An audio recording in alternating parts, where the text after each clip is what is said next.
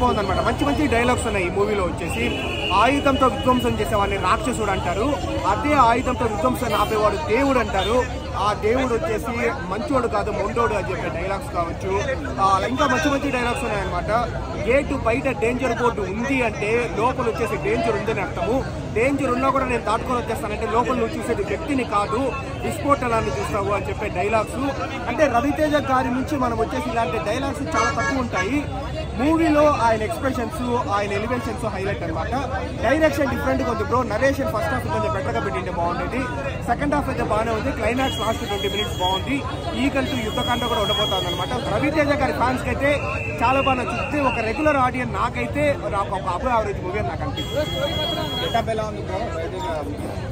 Getup చాలా బాగుందన్నమాట. చాలా ఇయర్స్ తర్వాత నాకు తెలిసి రవితేజ గారు ఆల్మోస్ట్ ఒక ఏజ్ తగ్గ గెటప్ అయితే చేస్తున్నారు.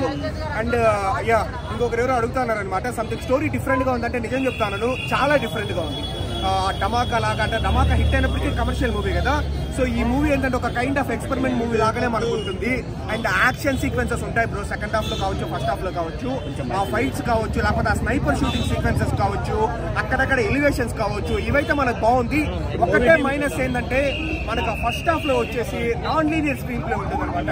అంటే పాస్ట్ లో జరిగేది ఒక సీన్, ఫ్యూచర్ లో జరిగేది ఒక సీన్, ఏది అనేది మనకు లీనియర్ గా ఉండదు.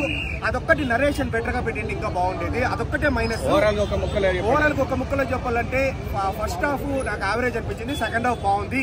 క్లైమాక్స్ లాస్ట్ 20 minutes ఎక్సలెంట్ గా ఉంది. అండ్ ఈగల్ టు యుద్ధకాండ కూడా ఉంటుంది.